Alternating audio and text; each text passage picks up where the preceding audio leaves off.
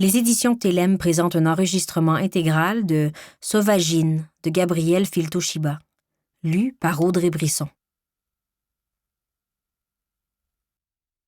Pour les coyotes. Et de ce monde, ils étaient responsables. Du moins, ils en avaient le devoir. La nature, aussi dure que généreuse, leur commandait d'être rigoureusement impeccables, de vivre selon les lois des bons chasseurs. Serge Bouchard et Marie-Christine Lévesque, Le peuple rieur, hommage à mes amis haineux. Sauvagine, nom féminin. Ensemble des peaux les plus communes vendues par les chasseurs sur les grands marchés de la fourrure. Première partie. La Sainte Paix. Chapitre 1. Les yeux bruns du coyote. 25 juin. Les chaînes fouettent les niches, contiennent tout débordement possible. Le hurlement cacophonique de la centaine de bêtes annonce au maître mon arrivée, flairée sous le vent. Elle jappe d'excitation, maintenant que j'approche et m'enfonce jusqu'aux chevilles dans la boue du sentier de 4 roues qui mène à leur geôle. Je cherche des yeux la cage où se trouve la dernière portée, pour laquelle j'ai fait toute cette route. Je ne tenais pas à me dénicher un husky aux yeux couleur lac Louise. Me cherchais plutôt une chienne métissée aux yeux bruns comme les miens. Dans ma famille, comme au chenil, les petits aux yeux bleus ont un statut particulier. Parmi mes frères et sœurs, j'étais l'enfant du péché. Mon père pressentant qu'une chicane avait conduit ma mère à s'écarter pour un facteur ou un autre mieux membré. Toute ma vie, mes iris lui ont rappelé que j'étais peut-être le fruit de la trahison de sa femme qui descend d'Ève. Chez nous, la jalousie et la mauvaise foi l'emportent sur la raison. Pourtant, les gènes sautent parfois des générations. Ici, comme dans toute compagnie de chiens de traîneau, les chiots les plus chérants ont les yeux vairons. L'animal insolite qui attire mon attention est une femelle aux yeux bruns et au pelage souris. Elle ne mange pas, tremble sur son lit de foin pendant que les autres se vautrent. L'homme debout dans l'enclos raconte qu'elle a un léger souffle au cœur, qu'elle n'aura pas la grande carrière d'athlète attelée qu'on attendait d'elle, qu'un chien maigre qui ne tirera pas sa vie durant les touristes venus de France pour vivre une expérience typiquement nordique est une bête qui ne gagne pas sa viande, une bête qu'on abattra comme celle trop vieille pour servir. Des iris colorés auraient pu la sauver, mais comme en prime sa mère, par une nuit d'expédition s'était prise un coyote, on s'attend à ce que sa progéniture soit un défi de taille à dompter. Bref, la bâtarde est condamnée, inutile et trop banale pour qu'on veuille l'adopter. C'est elle que je veux. Sans hésiter. Je caresse la mère infidèle qui me laisse prendre sa petite sangrognée. Elle nous suit sagement des yeux jusqu'au bout du sentier. Peut-être qu'elle sait subodorer la compassion. Boule de poil sous le bras, je retourne à mon camion avec le souvenir du jour où je me suis sauvée du calvaire familial. La prison de chien dans mon rétroviseur. Je roule en souriant. La petite s'est assoupie, la gueule sur mon poignet. Mes doigts sur le levier de vitesse sont engourdis, mais ce n'est pas grave. J'ai trouvé mon bras droit, une nouvelle corde à mon arc de gardienne des bois. D'une rive à l'autre du fleuve, puis de Rivière-du-Loup aux terres de la Couronne, nous mordons la route jusqu'à notre refuge sous les érables à sucre qui, à l'aube de la saison de la chasse, seront tous d'un rouge plus vif les uns que les autres. Une érablière abandonnée au pays des hors-la-loi derrière laquelle j'ai caché ma roulotte. La route est chaoteuse, on y progresse comme avalé par la forêt. En montant vers la pourvoirie des Trois-Lacs, j'emprunte mon embranchement secret. Sur ce chemin, il y a plus de traces d'orignaux que de pneus, et les branches basses des épinettes semblent se refermer derrière nous. Plus que quelques détours jusqu'à notre tanière de tôle tapie dans l'ombre. Une couverture de laine t'attend, bien pliée, au pied de mon matelas. Je te promets une chose. Jamais tu ne connaîtras les chênes. Et je te traînerai partout, te montrerai tout ce que je sais du bois. Un jour, peut-être, tu sauras même te passer de moi. La noirceur s'installe. Les chouettes louangent l'heure des prédateurs. Le poil ne tarde pas à chasser l'humidité de la roulotte et moi à tuer les maringouins. Elle se faufile jusqu'à mes genoux, ma petite chienne trop feluette pour tirer les traîneaux. Je lui cherche un nom, à cette face de fouine qui, cachée sous la fourrure de sa queue, couine dans son sommeil, rêvant peut-être déjà des proies qui lui échapperont tantôt. Dire que les moucheurs de chenilles allaient t'abattre. Dire que tu ne verras plus jamais ta mère. Comment te faire comprendre, mon orpheline, que nous serons l'une pour l'autre des bouées, qu'accrochées l'une à l'autre, nous pourrons mieux affronter les armoires à glace qui ne chassent que pour le plaisir de dominer, de détruire. Commencer par te flatter avec toute la tendresse que j'ai et enfouir mon nez dans ta fourrure sentant la paille humide qui t'a vu naître. Il sera peut-être difficile de maîtriser la fougue sauvage qui coule dans tes veines. Mais même si tu restes rustre, tu me protégeras, j'espère, des fêlés qui braconnent et qui ont envoyé trop de mes collègues manger les pissenlits par la racine. Ma chance me sourira de tous ces crocs blancs, côté passager, et fera taire ceux qui essaient de m'intimider. Malgré tous nos gadgets, mon arme de service et l'expérience du métier, ce sont quand même les collecteurs qui sont les mieux armés. Les braconniers ne sont pas les seuls qui me tirent du jus. J'ai pris la décision de briser ma solitude il y a quelques jours, ayant découvert dans le tronc du pommier, à quelques pas de la cabane à sucre, des marques de griffes fraîches remontant jusqu'à la cime de l'arbre, là où dansait au vent une mangeoire à pic-bois pleine de suif. Impolie, la bête s'est goinfrée de toutes les graines tombées au sol, puis dans mes talles de petites fraises. C'est pardonné. Il m'est revenu cette convention du jardinier qui prévoit 3 fois plus de semis qu'il n'espère récolter de fruits. Un tiers pour soi, une part de perte, et le reste pour la visite, humaine ou animale, souhaitée ou inattendue, amicale ou affamée. Considérant l'espacement entre les lacérations du bois, c'est un ours adulte, sans aucun doute. Venu tâter le terrain, il reviendra peut-être faire de mes réserves son gueuleton de réveil. Et ce ne sont pas les feuilles de métal qui me servent de mur qui l'en empêcheront. Je cuis un riz à l'agneau sur le feu et dépose la boîte viandeuse près de la petite. Ses yeux fuyants sondent le danger, puis elle engouffre la poêlée. « Tu ne resteras pas maigre, tu prendras du poil de la bête. » Comme trop de gens ont déjà nommé leur chien Tilou, Louve ou Luna, je manque d'idées de prénoms à 2 syllabes qui résonnent bien dans le lointain. Que tu peux crier à pleine gorge sans pour autant t'érailler la voix. Une voyelle finale qui porterait aussi loin que l'écho. Yoko ou Kalo. C'est vrai que par les temps qui courent, les K sont à la mode. En attendant que je trouve mieux, elle se nommera Coyote. Ma chienne a déjà de la gueule, se plante sur mon chemin vers la corde de bois comme pour me dire que c'est elle qui doit mener l'attelage de nos provisions de chauffage jusqu'à la roulotte, puis trébuche sur mes bottes de pluie, tombe sur son flanc.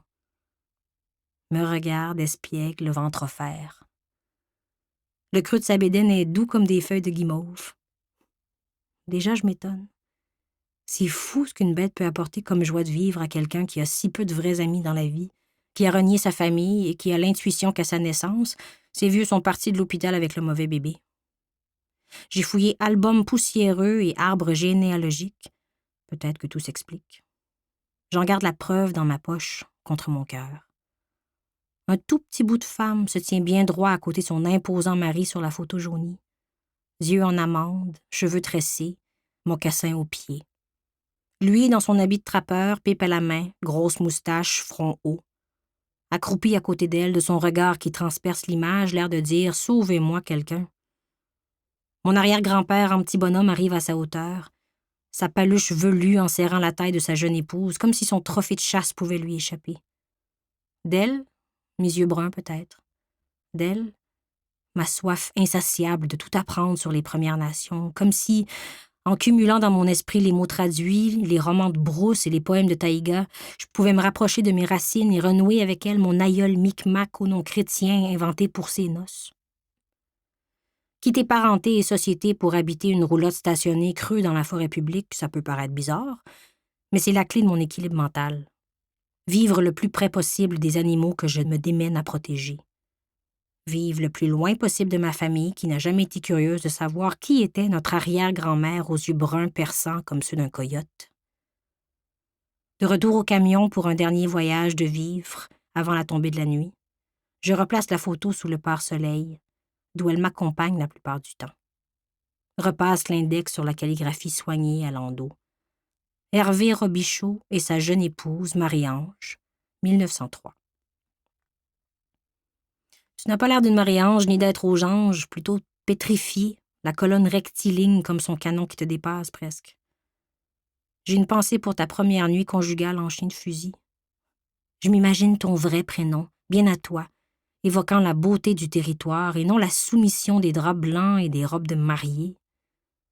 J'aurais aimé qu'on me raconte ton histoire. Peut-être que je me serais sentie un peu plus chez moi parmi tes descendants si j'avais connu tes berceuses, recettes et illusions perdues. Le bungalow de banlieue qui sentait la mortadelle et les boulamites m'étouffait. Les prières du souper, celles du soir, la peur des étrangers, du noir et des bêtes dehors, et les litanies sans fin de reproches xénophobes faisaient naître en moi les pires élans de rage. Fallait que je m'éloigne de ces gens avant de me mettre à leur ressembler. Il me fallait une forêt à temps plein, à flanc de montagne qui s'en foutent des frontières, où tous sont sur un pied d'égalité face aux éléments, au froid, à la pluie, au vent. Le bois est un mentor d'humilité, ça, je peux le jurer. Un sanctuaire de beauté oublié à force d'habiter dans le coton ouaté. Un temple à bras ouverts et aux gardes baissés. Là où éclosent les Appalaches, dans le haut pays de Kamouraska, le luxe des grands espaces se défend à coups de rituels païens. Tenir tête aux carnivores, arpenter ses sentiers du matin au soir et faire des petits pipis stratégiques ici et là. Recenser les plantes comestibles, pister la faune invisible, baliser mon espace vital et revenir sur mes pas jusqu'à l'érablière abandonnée, la roulotte, mon matelas. J'ai élu domicile fixe sur ce territoire non organisé, mais essayer d'expliquer ça à une meute à court de gibier, faute d'habitat préservé.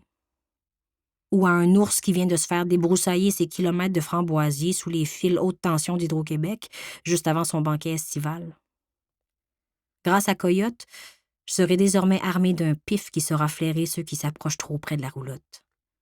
Et si, en vieillissant, elle prend de la gueule, je pourrais la laisser descendre du camion avec moi quand je marche vers les pêcheurs aux glacières remplis à l'excès, les chasseurs qui cachent un nombre louche de pattes d'ongulés sous une bâche, et les marcheurs du dimanche qui seraient tentés de profiter de la rencontre d'une femme seule au bout du monde pour soulager leurs appétits. Parce que là où nous sommes, il n'y a personne qui m'entendra crier.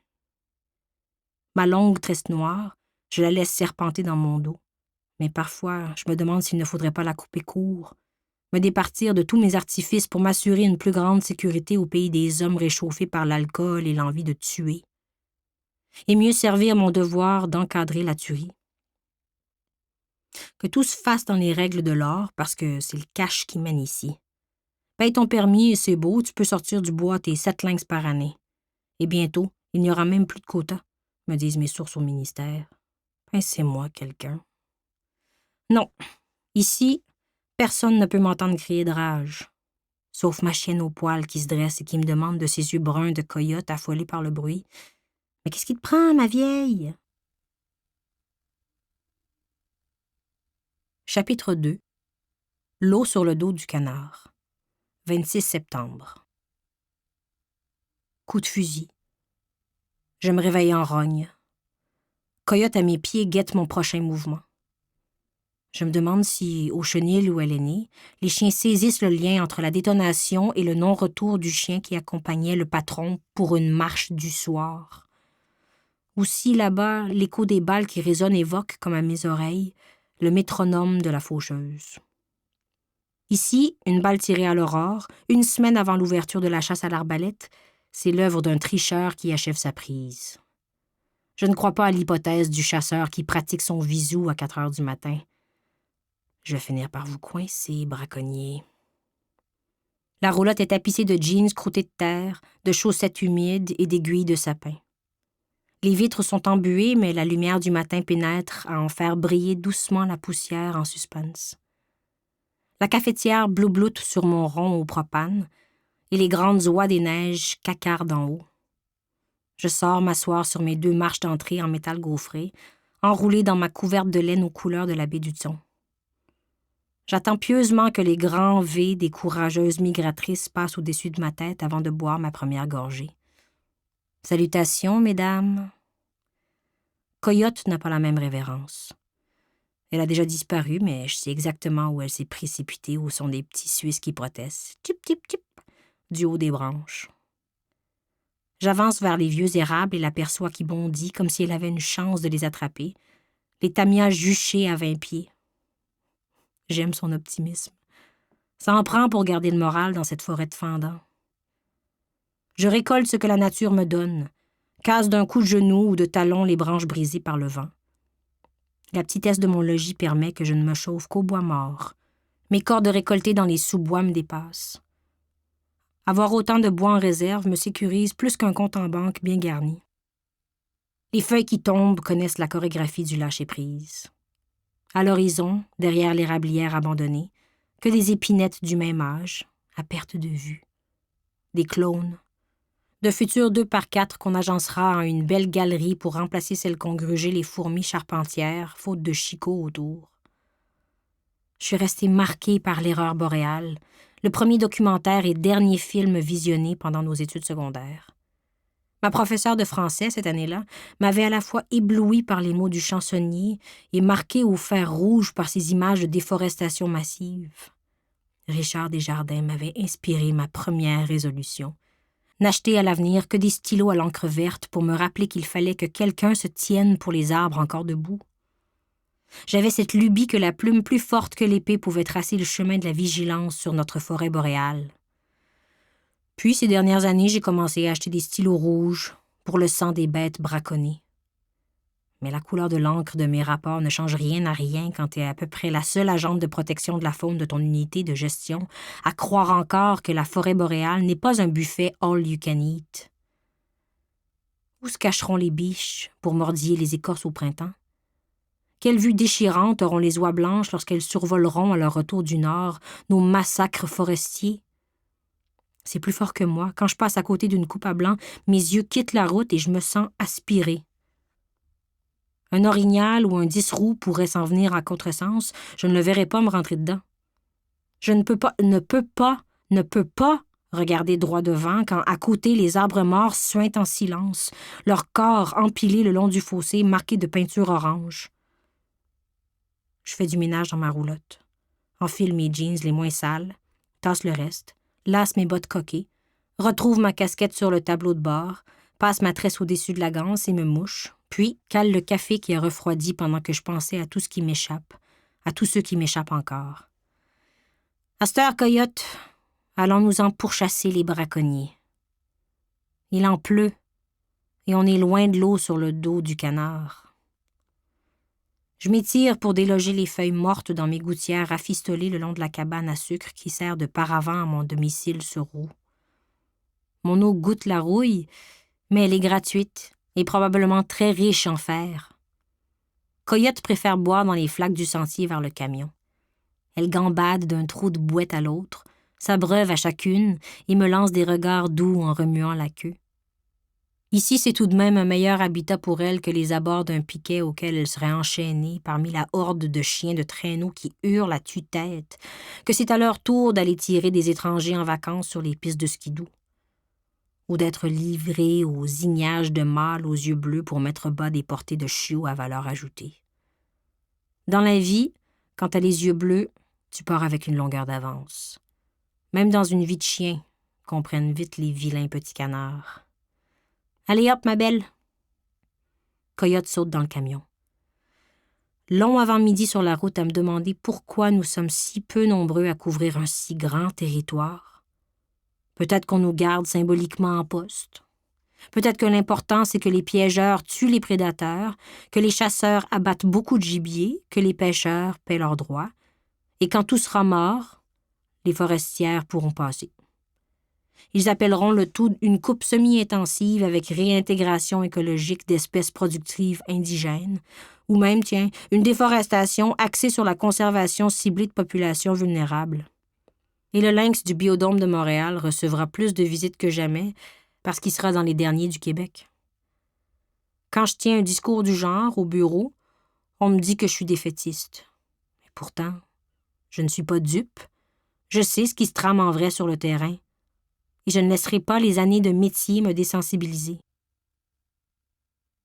À ma pause du dîner, je me gare près de la rivière Manie, laisse la chienne jouer pendant qu'avec mes jumelles, je guette les rives. Son dossard orange fluo est un peu grand pour elle. La voilà qui grimpe sur un tronc couché, se rapproche de l'eau, boit goulûment. Je siffle. Elle lève les yeux et me fixe. C'est bon. Reste dans mon champ de vision. Dépense ton énergie. Coyote bondit, nez et pattes groupées, pour débusquer un mulot sous les feuilles mortes. Je mange ma salade sans appétit. Elle jappe sa joie au bourdon endormi par le froid sur les dernières fleurs d'automne. D'étale à la vue d'un autre petit Suisse qui ne fera pas long feu. Ma barre granola est sèche à mort. Coyote trouve un nid de perdrix et dévore ses œufs, me regarde avec une lueur d'instinct féroce qui brille dans ses yeux, puis mâche de l'herbe pour se purger. Je rigole à l'idée que son instinct a su lui trouver un lunch d'une meilleure qualité nutritive que le mien.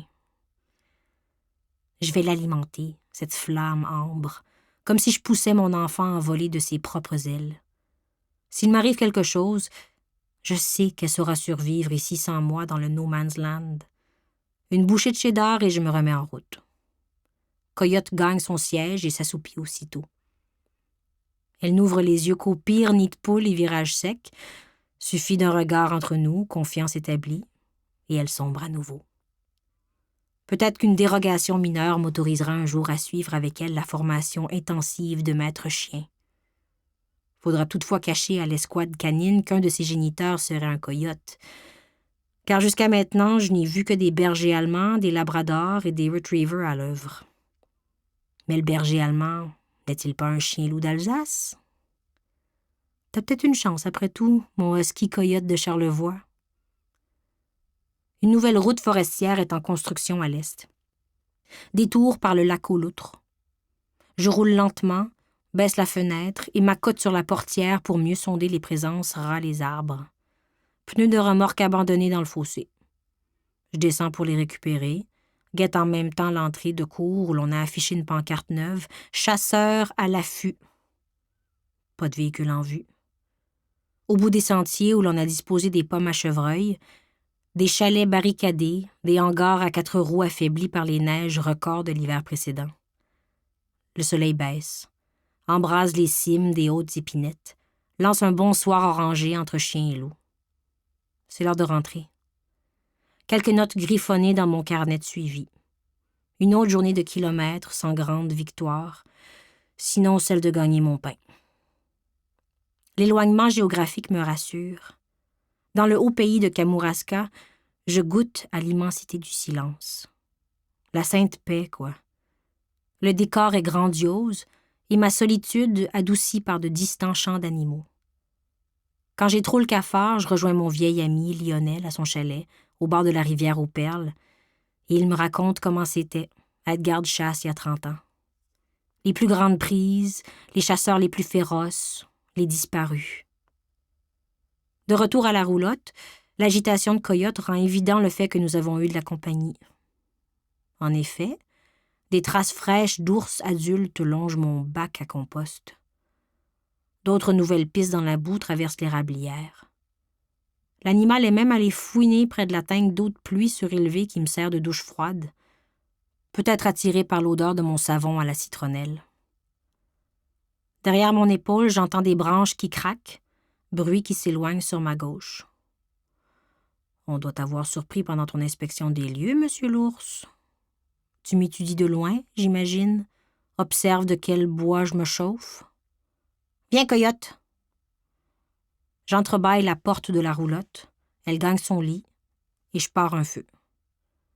Heureusement, il restait 2 grosses bûches à l'intérieur. À défaut de bois d'allumage, je découpe ma plus vieille paire de jeans, en profite pour faire flamber mes chaussettes trouées, les enveloppes de mon courrier. Ça marche. Le poêle clique de chaleur. C'est bien, je peux rester claquemurée avec ma chienne toute la soirée, ma carabine à portée de main, couchée entre mon matelas au sol et le mur, au cas où j'aurais à l'attraper à l'aveugle en pleine nuit. Mon arme de service, un Glock 9 mm, est rangée dans son étui en backup. Une femme aux aguets en vaut 2. Je repense à mon arrière-grand-mère et à ce qu'il faisait dans le temps pour protéger les campements et wigwams des ours. Au moins, mes murs sont en tôle et non en écorce de bouleau, branches de sapin, peaux et draps cousus. Mais j'ai déjà vu une roulotte de chasseur éventrée en son absence par un ours affamé. et une série documentaire où une femme isolée au-delà du cercle polaire arctique aspergeait d'acide hypochloreux le périmètre de son bâtiment pour irriter la truffe des grizzlies. Pour le moment, je vais simplement barrer la porte et m'assurer que mes armes sont bien chargées. Je ne peux compter que sur moi-même. Je ne vois pas trop qui j'appellerais au secours de toute façon. La dernière fois que j'ai vu ma famille, c'était Noël, et je n'ai pas voulu prier avant le repas, j'en pouvais plus de faire semblant. Il manquait ma grand-maman gaspésienne avec qui rire sous cape des litanies. Enfant, je jouais en cachette avec la crèche sous le sapin, ces petits personnages en porcelaine immaculée. J'avais caché la Vierge Marie sous la fausse neige faite de ouates et de paillettes argentées parce qu'au souper, mon père avait répété que toutes les femmes sont pareilles. Souillées par le péché originel, vierges à moitié, il avait fait un clin d'œil à maman, ou tout simplement dévergondées. Je ne savais pas à quelle catégorie j'appartenais, ni la Vierge Marie d'ailleurs, qui, à mes yeux, devait être une mère idéale, rester belle et aimante malgré la maternité, pas comme la mienne qui nous blâmait d'avoir déformé son corps et sapé toute son énergie. Me voyant aller, grand-maman avait chuchoté de ne pas m'en faire pour ma statuette et son bébé miracle. Aucune femme ne devrait ressentir de la honte lorsqu'elle porte la vie. Qu'elle me manque, mamie. Au dernier réveillon, le premier qu'on passait sans elle, une fois la prière du repas terminée, tout le monde à table s'est signé. Tous ont remercié le Seigneur et non la cuisinière du repas. Ils ont salué le Saint-Père, mais rien dit en mémoire de grand-maman. Je bouillais en dedans. Si Dieu existe, c'est une femme émancipée, libre et fertile, croyez-moi. Mes frères et sœurs m'ont regardé comme si j'étais une sorcière, le blasphème incarné. Et en silence, picossant dans mon assiette, je m'imaginais à quoi pouvait bien ressembler Dame Nature. Probablement à Artémis, la déesse grecque de la chasse, ou à la sumérienne Inanna. Ailée, munie de serres, elle dompte les fauves et protège les cerfs, la veuve et l'orphelin. Parfois, comme ce soir, je prie la grande ours et tous les Manitous qui nous écoutent, les implore d'éloigner les prédateurs de ma roulotte. Je leur garderai des pommes l'automne prochain, déposerai sur leur chemin des offrandes de bon voisinage, m'acharnerai à l'ouvrage pour piéger ceux qui leur font la peau. On est du même bord, gang. C'est le temps d'attaquer une brique pour tuer les heures d'insomnie. Je sors un roman écorné de la craque du sofa. Mais avant de me perdre dans son univers parallèle, je m'assure d'un coup d'œil par la fenêtre que rien ne rôde dehors. Quand le personnage inventé par John Irving dans Dernière nuit à Twisted River raconte pourquoi il est toujours sur ses gardes depuis ce fâcheux incident dans le camp de bûcherons et qu'une casserole en fonte pend désormais au-dessus de son lit, je cherche du regard la mienne. Elle est là, sur ma pile de guides d'identification. Tout est à portée de main, à vrai dire, dans ma minuscule roulotte. Que ce soit sur la truffe d'un ours ou la tempe d'un sauté, le poids de la chose compensera pour tout manque de visou. Tu sais que tu souffres de solitude quand tu souhaites bonne nuit à un chien qui dort déjà et que tu souris à ta poêle en fonte. Chapitre 3. La fête de la reine.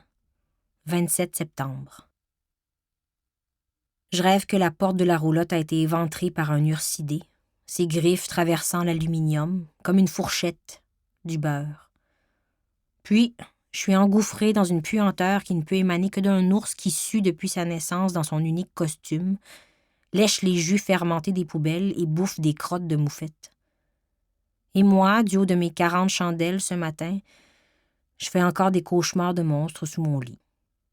L'odeur, ce n'était que Coyote qui avait empesté l'unique pièce, mourant d'envie de se soulager dehors.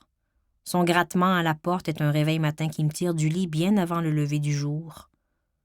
J'ouvre la porte au chien, mets mes pantoufles, jette un œil dehors. Tout est beau. Repars le poêle à bois, puis me recouche une petite demi-heure en regardant le soleil jouer avec les couleurs du ciel. Les orangers d'automne laissent place aux roses glacées. L'hiver vient. Les oies sont passées, les ours cherchent à manger. Et moi, je suis en congé. Je me botte hors des couvertures, me lève pour aérer la roulotte. Marche en m'étirant les bras sous une brune fraîche, fais pipi sur un lit de lichen, m'essuie le minou de sphaigne au caribou. me sens dans mon élément. C'est l'heure de la douche glaciale sous la gouttière, en sandales de plage. Le genre de douche où tu ne prends pas ton temps. Tu te frictionnes vigoureusement pour chasser le froid à coups de savonnette. Le genre de douche où la question du revitalisant ne se pose même pas. Une fois rincée et prête à enfiler mes vêtements, je trotte jusqu'à ma corde à linge. L'essentiel de ma garde-robe tient entre deux arbres où les chandails et pantalons de tous les jours s'éventent en permanence. Lorsque toutes les épingles ont rejoint le fond du seau d'eau d'érable, c'est le temps d'une brassée. Comme il est terne et doux, mon linge. Les couleurs ont pâli. Une palette de pastels beige, rose et brun qui rappelle les grains de sable sous microscope. La beauté qui n'est pas criarde. Les teintes intemporelles des coquillages. Mais aujourd'hui, j'ai pas envie de me cacher dans des tricots modestes. Enturbanée d'une serviette, je marche vers la roulotte en pilant dans les traces d'ours. Heureusement, il n'y en a pas de nouvelles ce matin. À l'intérieur, j'opte pour les vêtements propres pliés au fond de la valise où je range mes uniformes. C'est mon anniversaire et j'ai envie de me faire belle, même si je ne verrai probablement personne. Ça se résume à ne pas porter des casquettes, à laisser mes cheveux lousses et à enfiler mon T-shirt et mes jeans les moins usés. Et oui, mes chaussettes rayées en mérino. Je me brosse les dents et crache vers la forêt, puis me juge dans le rétroviseur. « Tu vieillis », dit le long cheveu blanc insolite qui brille sur ma tête. Je l'arrache. 1 de perdu, 10 de retrouvé. Je réchauffe mes doigts sur ma tasse de café en regardant ma chienne déterrer je ne sais quoi. Je lui réserve toute une surprise. Pèlerinage annuel vers les lignes américaines pour retrouver un vieil ami en ce faux congé de maladie pris pour allonger la fin de semaine. 2 jours complets pour faire l'aller-retour d'un pas lent. On devrait y arriver. De quoi me rappeler les longues virées avec cet ancien camarade de classe, avec qui j'allais marcher en forêt dès qu'on pouvait s'échapper. Un passionné de pêche à la ligne qui fabriquait ses mouches avec des poils de raton laveur. Pour lui, la survie était la semaine qu'il devait passer assis à l'école. Il n'a pas terminé son cours, finalement, et a préféré faire une vente de garage et s'équiper pour attaquer le sentier des Appalaches avec son husky sibérien. 3 mois à pied avec sa maison sur le dos. Les jours de repos aux abords de cours d'eau, sa chienne s'amusait à pêcher d'un coup de patte des poissons dans les eaux peu profondes. Toute fière, elle les portait ensuite dans sa gueule à son maître qui, au départ, la récompensait avec de la viande séchée. Toujours une gâterie plus intéressante que le poisson pour la convaincre de le lui laisser. Au fil du temps, une vigoureuse caresse a suffi à maintenir le troc instauré. En plus des rations déshydratées de randonneurs de longue haleine, il pouvait alors savourer à l'occasion une truite grillée sur braise. Ce serait d'ailleurs la bonne personne à contacter pour connaître son avis sur mon ours qui rôde. De mémoire, 2 fois plutôt qu'une, un ours a interrompu sa marche. À la première rencontre, sa chienne avait fait détaler l'animal. Elle était revenue au bout de quelques heures, son sac en moins. L'ours devait le lui avoir arraché. Il contenait plusieurs jours de croquettes et la dernière gourde pleine. J'aimerais l'entendre rire au téléphone, me dire de ne pas m'en faire. Mais il n'a plus de numéro. Hubert est de ceux qui ont tellement fumé de cannabis chimique des motards qu'ils ont un peu décroché du réel. Il est habité par une drôle de fabulation, celle que le gouvernement l'épie pour mieux l'asservir et le taxer. Il brûle d'ailleurs le courrier si l'écriture de son adresse n'a rien de familier, ou, pire, si elle a été imprimée sur l'enveloppe, prétextant qu'aucune personne saine d'esprit ne devrait entretenir de relations épistolaires avec des robots. Ça se pourrait très bien qu'il finisse comme Taureau, derrière les barreaux pour une histoire d'impôts obstinément impayés. Dans son cas, c'est plutôt des tickets de stationnement dont les intérêts accumulés dépassent l'entendement. Sacré Hub.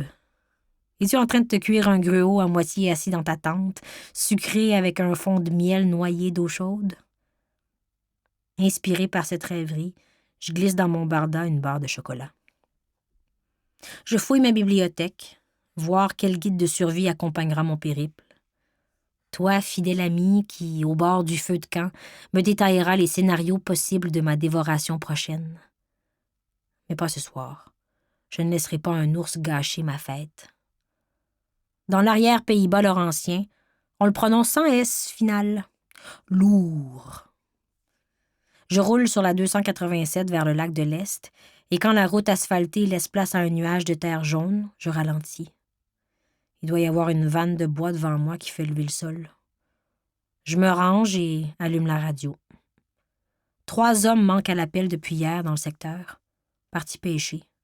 Pas de nouvelles. Les familles sont inquiètes. La sûreté demande aux propriétaires de camps de chasse d'aller faire un tour, voir si les sexagénaires n'auraient pas trouvé refuge là-haut, sur les terres de la couronne. Pensez pour mon ours. Pensez pour les hommes égarés.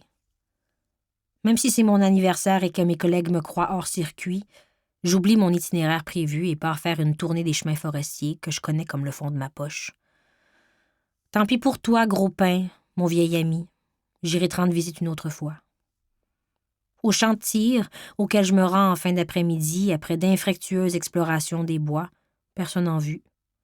Ne reste que la reine sur son affiche du jubilé ternie au soleil, agrafée à une balle de foin carré.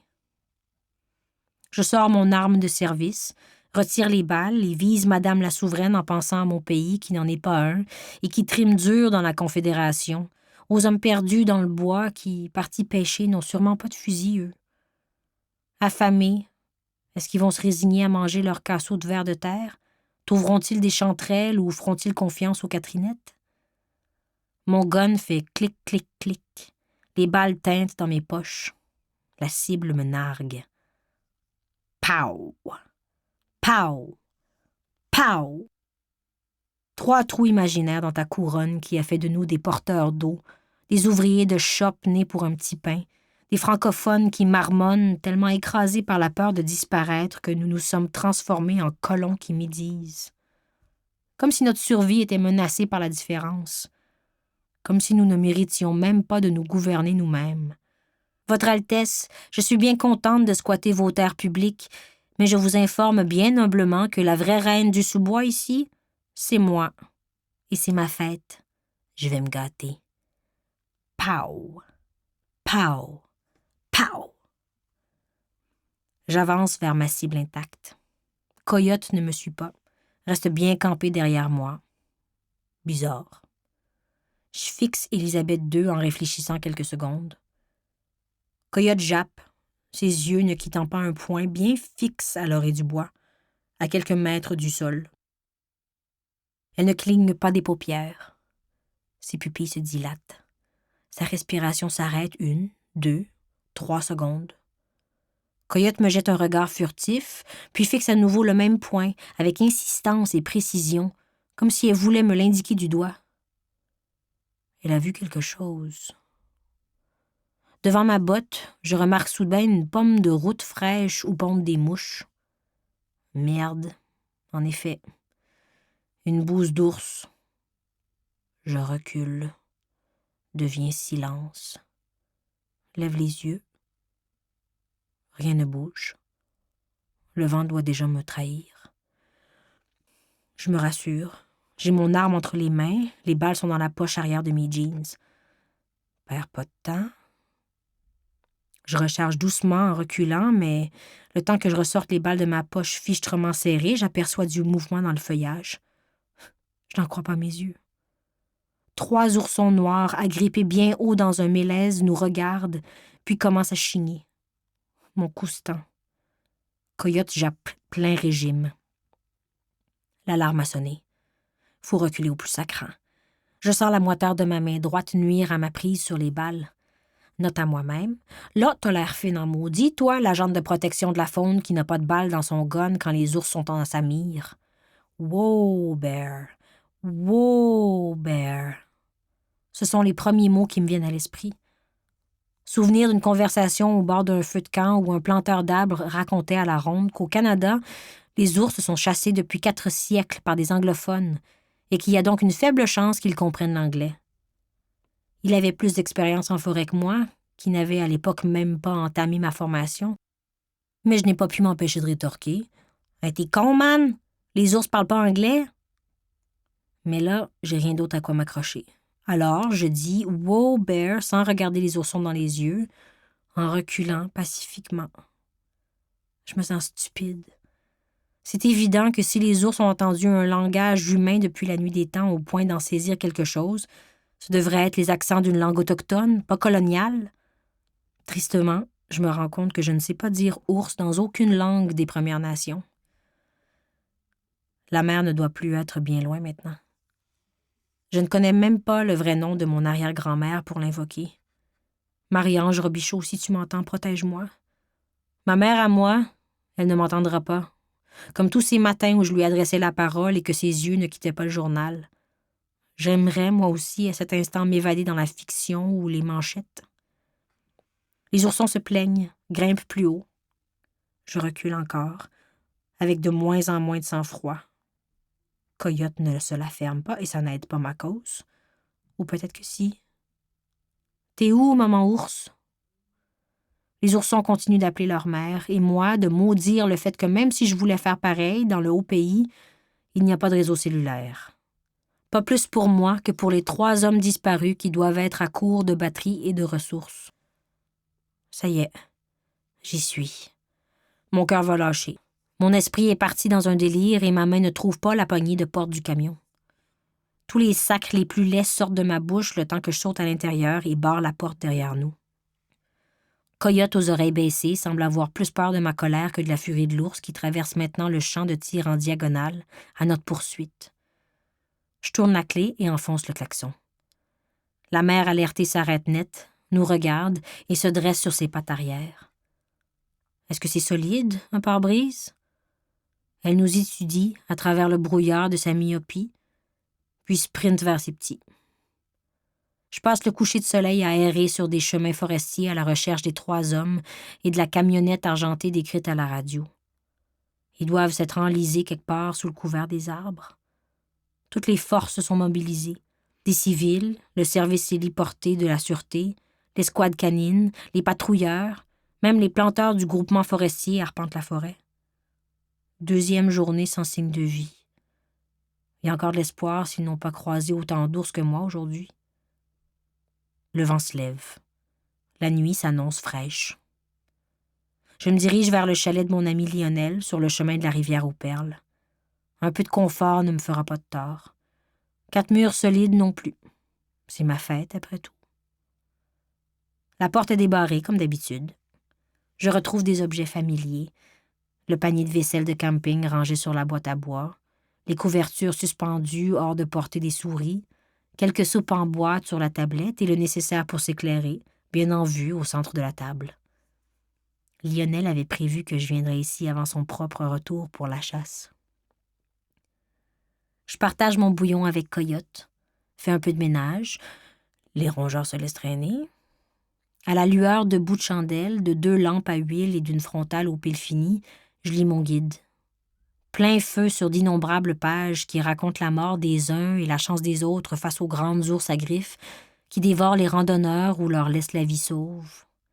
En conclusion, faire la morte, ventre contre terre, c'est une bonne idée pour vous protéger les viscères, mais si vous faites la morte et que l'ursidé semble vouloir vous déchiqueter quand même, levez-vous et courez pour votre vie. Le guide de survie ne dit pas quoi faire avec les morceaux, comment contenir ces organes qui tombent en chemin. Demain, je vais coudre une clochette au collier de Coyote.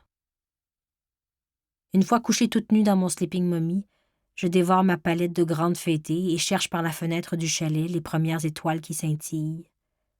C'est beau, ce silence ponctué de cliquetis de poils et de soupirs de ma chienne qui rêve au tamia.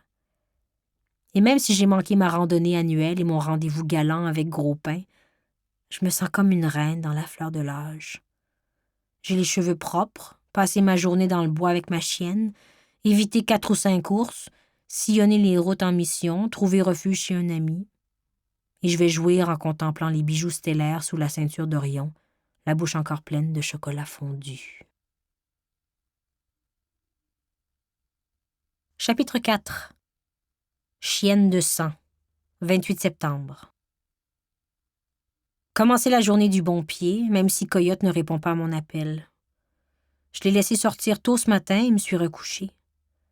Les heures de la grasse matinée ont passé tandis qu'elle explorait ce territoire nouveau autour du chalet.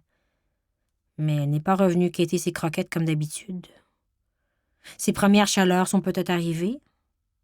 Moi aussi, à sa place, j'irai voir si le loup n'y est pas. Promène-toi dans les bois, ma chienne, mais reviens-nous le ventre plein d'une meute pour notre guérilla. Je me glisse à nouveau dans le sac de couchage et prends à plat mon livre, sur le dos duquel j'égrène un peu de pot pour mon joint du samedi matin. La combinaison café-cannabis est bonne en congé, dans un chalet du bout du monde.